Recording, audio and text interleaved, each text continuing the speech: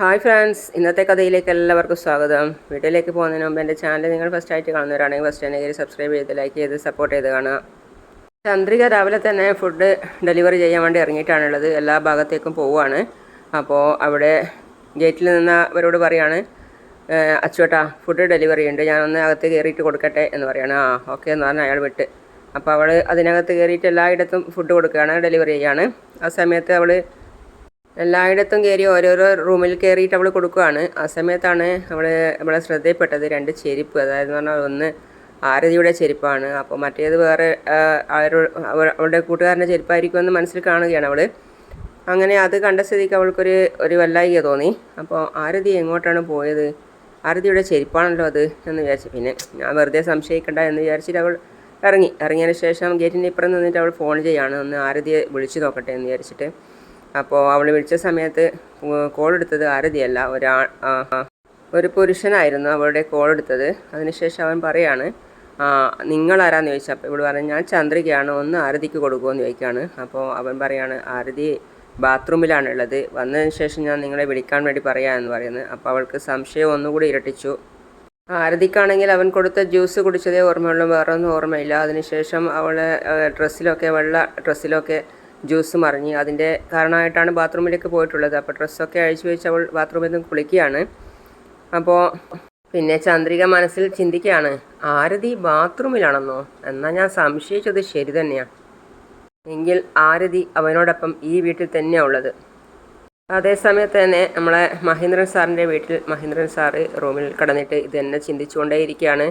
അതായത് തുളസീധരൻ പറഞ്ഞ വാക്കുകൾ, താങ്കളുടെ മകൾ ഇപ്പോൾ ജീവനോടെ ഇല്ല, ജീവിച്ചിരിപ്പില്ല എന്നൊക്കെ അയാൾ പറഞ്ഞ കാര്യങ്ങളൊക്കെ മഹേന്ദ്രൻ സാറ് ചിന്തിച്ചുകൊണ്ട് കിടക്കുകയാണ്.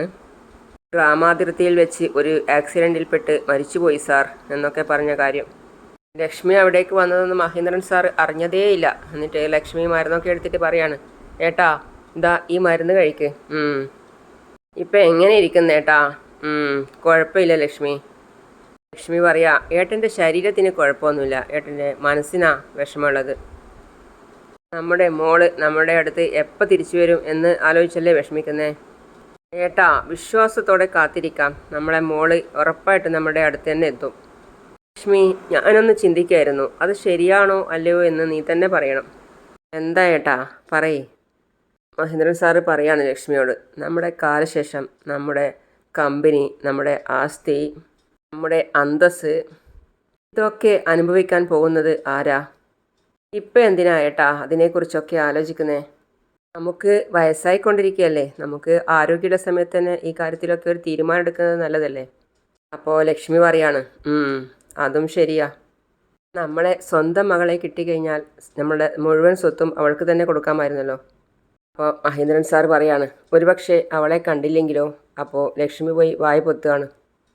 എന്തിനാ ഏട്ടാ ഇങ്ങനെയൊക്കെ സംസാരിക്കുന്നേ? സ്വാമി പറഞ്ഞതല്ലേ അവളെ ഉറപ്പായിട്ടും നമുക്ക് കിട്ടുമെന്ന്. തീർച്ചയായിട്ടും അവളെ നമുക്ക് കിട്ടും. ഏട്ടൻ വിശ്വാസത്തോടെ ഇരിക്കെ. ഏട്ടൻ വല്ലാതെ ഭയന്നിരിക്കുന്നു, അതുകൊണ്ടാണ് ഇങ്ങനെയൊക്കെ സംസാരിക്കുന്നത്. നമ്മളെ മകൾക്ക് തന്നെയാണ് നമ്മുടെ കമ്പനിയും സ്വത്തുക്കളും എല്ലാം എത്തിച്ചേരുന്നത്. അപ്പം മഹേന്ദ്ര സാർ മനസ്സിൽ ചിന്തിക്കുകയാണ്, ഇല്ല ലക്ഷ്മി, ഈ കാര്യത്തിൽ ദൈവം നമുക്ക് ദ്രോഹം ചെയ്തിരിക്കുക. നമ്മുടെ മകൾ മരിച്ചുപോയി, ഇനി മുതൽ മേഘയെ തന്നെ നമ്മളെ മകളായി കരുതണം. എന്താ ഏട്ടാ ആലോചിക്കുന്നത്? ലക്ഷ്മി പറഞ്ഞത് ശരി തന്നെയാണ്, പക്ഷേ അപ്പോൾ മേഘയെ എന്താ ചെയ്യേണ്ടത്? മേഘയും നമ്മുടെ മകളല്ലേ, അവൾക്കും ചെയ്യേണ്ടത് നമ്മൾ ചെയ്യണമല്ലോ. എന്താ ചെയ്യേണ്ടത്? അതാ എനിക്കും ഒന്നും മനസ്സിലാവാത്തത്. മേഘയെ സിദ്ധുവിന് വിവാഹം കഴിച്ചു കൊടുത്താൽ അവർ നമ്മുടെ കുടുംബത്തിൽ തന്നെ ഉണ്ടാവുമല്ലോ, മഹേന്ദ്രൻ സാർ പറയാ ലക്ഷ്മിയോട്. അങ്ങനെയാണെങ്കിൽ മേഘയ്ക്ക് കിട്ടുന്നതെല്ലാം സിദ്ധുവിനും കിട്ടുമല്ലോ. മേഘയ്ക്കും അതിൽ നല്ല സന്തോഷം ഉണ്ടാവും, അല്ലെങ്കിൽ അവരുടെ മനസ്സ് വേദനിക്കുന്നത് പോലെ ആവില്ലേ? അതേ ഏട്ടാ, ഏട്ടൻ പറയുന്നത് ശരിയാ. പക്ഷേ മേഘയെ സിദ്ധു വിവാഹം കഴിക്കുമോ? അതാ എനിക്കും സംശയം. ഇനി ഒരുപക്ഷെ അവൻ അവളെ വിവാഹം കഴിച്ചില്ലെങ്കിൽ മേഘ എങ്ങനെയാണ് നമ്മുടെ കുടുംബത്തിലെ ഒരാളാവുന്നത്? അതുകൊണ്ട് എങ്ങനെയെങ്കിലും സിദ്ധുവിനെ കൺവിൻസ് ചെയ്തിട്ട് മേഘയെ തന്നെ വിവാഹം കഴിപ്പിക്കണം. അപ്പോൾ ലക്ഷ്മി പറയാണ്, ഏട്ടൻ എന്ത് തീരുമാനം എടുത്താലും അത് ശരിയായിരിക്കും. ഏട്ടൻ സിദ്ധുവിനോട് ഇതിനെക്കുറിച്ച് സംസാരിക്ക്, അവൻ സമ്മതിച്ച എല്ലാ കാര്യവും ശരിയാവുമല്ലോ. ശരി ലക്ഷ്മി, ശരി ഏട്ടാ, ഏട്ടൻ റെസ്റ്റ് എടുക്ക്. പിന്നെ കാണിക്കുന്നത് ആരതിയെയാണ്. ആരതി ബാത്റൂമിൽ നിന്ന് വാതിലൊക്കെ തുറന്നിട്ട് പുറത്തേക്ക് ഇറങ്ങി വരികയാണ്. അവളുടെ ആ ക്ഷീണം, ആ തലചുറ്റി വിട്ടുപോയിട്ടില്ല. പിടിച്ച് ഇറങ്ങി വരികയാണ്. അവൾ നരങ്ങിയ മൂളമൊക്കെ ചെയ്തിട്ട് മെല്ലെ മെല്ലെ പതിയെ ഇറങ്ങിയിട്ട് വരികയാണ്. അപ്പോൾ അവൻ ചോദിക്കുകയാണ്, വാഷ് ചെയ്ത് കഴിഞ്ഞോ ആരതി? എനിക്ക് എന്തോ ഉറക്കം വരുന്നത് പോലെ. ഇനി കുറച്ചു നേരം ഉറങ്ങിയിട്ട് പോയിക്കോ. ഇവിടെ കിടന്ന് ഉറങ്ങിക്കോ എന്ന് അവൻ പറഞ്ഞതും അവൾ കട്ടിലിലേക്ക് കിടക്കുകയും ഉറങ്ങുകയും ഒക്കെ ചെയ്തു കഴിഞ്ഞു. പിന്നെ പതിയെ അവൻ അവളെ തഴുകുകയും തലോടുകയും ഒക്കെ ചെയ്യാണ്. പിന്നെ നമ്മളെ ചന്ദ്രികയ്ക്ക് അവളെ അവിടെ വിട്ടിട്ട് വരാൻ മനസ്സനുവദിച്ചില്ല. ചന്ദ്രിക വീണ്ടും അങ്ങോട്ടേക്ക് പോവുകയാണ്. ചന്ദ്രിക പോയി കോളിംഗ് ബെല്ലടിച്ചു. അപ്പോൾ അവൻ ചിന്തിക്കാൻ മനസ്സിൽ, ഇതാരാ ഈ സമയത്ത്? അവൻ വന്ന് കതക് തുറന്ന് നോക്കുകയാണ്. അപ്പോൾ ചന്ദ്രിക ചോദിക്കുകയാണ്, ആരതി എവിടെ? അപ്പോൾ അവൻ, നിങ്ങളാരാ? കുറച്ച് നേരം മുമ്പ് ഫോൺ ചെയ്തിരുന്നില്ലേ ചന്ദ്രിക, അത് ഞാനാ. അവൾ പിന്നെ ഒട്ടും മടിച്ചു എന്നില്ല. ഉള്ളിൽ കയറിയിട്ട് ആരതി ആരതി എന്ന് വിളിച്ചുകൊണ്ട് നടക്കുക പരക്കെ. ആരതി എവിടെ? ആരതി മുകളിൽ ഉറങ്ങുന്നെന്നോ എന്ന് പറഞ്ഞ് അവൾ മുകളിലേക്ക് കയറിപ്പോകാൻ പോവുകയാണ്. അപ്പോൾ അവൻ, ഏയ് നിൽക്ക്. ആരതിയെ ബെഡിൽ കണ്ടതും അവൾ ഒരു വല്ലാതെയായി. അപ്പം തന്നെ അവൻ്റെ മുഖത്തിട്ടൊരു നല്ല അടി കൊടുത്തു. എന്നിട്ട് ചോദിക്കുകയാണ്, ആരതി എന്താടാ നീ ചെയ്തേ? അവളെന്താ ഇങ്ങനെ കിടക്കുന്നേ? ഞാനൊന്നും ചെയ്തില്ല, അവൾക്ക് ഉറക്കം വരുന്നു എന്ന് പറഞ്ഞു, അതുകൊണ്ട് ഞാൻ ഇവിടെ ഉറങ്ങാൻ പറഞ്ഞു. മാറങ്ങോട്ട് എന്ന് പറഞ്ഞ് അവനെ അങ്ങോട്ടേക്ക് തള്ളി മാറ്റിയിട്ട് അവൾ ആരതിയുടെ അടുത്തേക്ക് പോവാ. വിളിക്കുക, ആരതി എഴുന്നേൽക്ക് ആരതി. ഏയ് മിണ്ടാതിരിക്കുക എന്ന് പറയാണ് ആരതി. വീണ്ടും അവൾ വിളിക്കുകയാണ്, ആരതി എന്ന്. ആരതി നിനക്ക് എന്താ പറ്റിയത്? ഞാൻ ചന്ദ്രികയാണ് വിളിക്കുന്നത്. ആരതി എഴുന്നേൽക്ക് എന്ന് പറഞ്ഞ് അവൾ താങ്ങി പിടിച്ച് എഴുന്നേൽപ്പിക്കുകയാണ്. അപ്പോൾ അവൾ ചോദിക്കുകയാണ്, ചന്ദ്രികയാ നീ എന്താ ഇവിടെ? നിനക്ക് എന്താ പറ്റിയത് ആരതി? നീ എന്താ ഇങ്ങനെ സംസാരിക്കുന്നത്? ചന്ദ്രികയെ, ഇവൻ എനിക്ക് ജ്യൂസ് തന്നു. ആ ജ്യൂസ് കഴിച്ചപ്പോൾ എനിക്ക് വല്ലാതെ ഉറക്കം വന്നു. ആരതി വാ എഴുന്നേൽക്ക്, വാ വീട്ടിൽ പോയിട്ട് സംസാരിക്കാം നമുക്ക് ബാക്കി, വാ എഴുന്നേൽക്ക് എന്ന് പറഞ്ഞ് അവൾ അവനെ ഒന്ന് ഒരുമാതിരി നോട്ടം നോക്കിയിട്ട് അവളെ എഴുന്നേൽപ്പിക്കുകയാണ്. ഉറക്കം വരുന്നു ആരതി, എന്നെ വിട് ചന്ദ്രികയെ. അവൾ സൂക്ഷിച്ച് പതിയെ ആരതിയെ താഴേക്ക് ഇറക്കിയിട്ട് പോവുകയാണ്. അപ്പോൾ അവൻ പറയാണ്, ഷേ എല്ലാം കൊളായല്ലോ. ഉറക്കം വരുന്നു ചന്ദ്രിക, എനിക്ക് ഉറക്കം വരുന്നു. അപ്പോഴാണ് ഒരു ഓട്ടോയ്ക്ക് വേണ്ടി കൈ കാണിച്ചിട്ട് ചന്ദ്രിക വിളിക്കുകയാണ്, ഓട്ടോ. ഓട്ടോ നിർത്തിയപ്പോൾ പറയാണ്, ഇവിടേക്കാണ് പോകേണ്ടത്, ഗാന്ധിനഗറിലേക്ക് പോകണം. അങ്ങനെ രണ്ടുപേരും ആ ഓട്ടോയിൽ കയറി. പോവാൻ ചേട്ടാ. അവൾ ചന്ദ്രികയുടെ മേലെ കിടക്കുകയാണ്. അപ്പോൾ ചന്ദ്രിക മനസ്സിൽ ചിന്തിക്കുകയാണ്, ആ പയ്യനെ കണ്ടാൽ തന്നെ നല്ലവനായിട്ട് തോന്നുന്നില്ല. ആരതിയോട് എന്തെങ്കിലും മോശമായിട്ട് പെരുമാറി കാണുമോ? ചേ അങ്ങനെയൊന്നും നടന്നിട്ടുണ്ടാവില്ല. പിന്നെ സിദ്ധുവും മേഘയും അവർ ഓഫീസിൽ ഇരുന്നിട്ട് അപ്പുറം ഇപ്പുറം ഇരുന്നിട്ട് അവരവരെ വർക്ക് ചെയ്തുകൊണ്ടിരിക്കുകയാണ്. അപ്പോഴാണ് അവിടെ വന്നിട്ട് സ്റ്റാഫ് പറയാണ് സിദ്ധുവിനോട്, സാർ മഹേന്ദ്രൻ സാർ വിളിക്കുന്നു, ഒന്ന് കാണണമെന്ന് പറയുന്നുണ്ട്. ഞാനിപ്പോൾ വരാമെന്ന് പറയും. ശരി, ഓക്കെ സാർ. സിദ്ധു പോയി കഴിഞ്ഞപ്പോൾ മേഘ മനസ്സിൽ ചിന്തിക്കുകയാണ്, അച്ഛൻ എന്തിനാണ് സിദ്ധാർത്ഥിനെ വിളിക്കുന്നതെന്ന് അറിയില്ലല്ലോ. എല്ലേ പോയി എന്താ സംസാരിക്കുന്നതെന്ന് നോക്കാം. അവൻ അവിടെ എത്തിയിട്ട് പറയാം, അങ്കിൾ എന്നെ വിളിച്ചു എന്ന് പറഞ്ഞു. എന്താ അങ്കിൾ? ഇരിക്കൂ സിദ്ധു. എന്താ അങ്കിളെ? പറയൂ അങ്കിളെ. ഒരു പ്രധാനപ്പെട്ട വിഷയം നിന്നോട് പറയണം സിദ്ധാർത്ഥ്. പറഞ്ഞോളൂ അങ്കിൾ. കുറച്ച് നാളായി എനിക്കെപ്പോഴും ശാരീരിക ബുദ്ധിമുട്ടുകൾ ഉണ്ടാകുന്നുണ്ട്.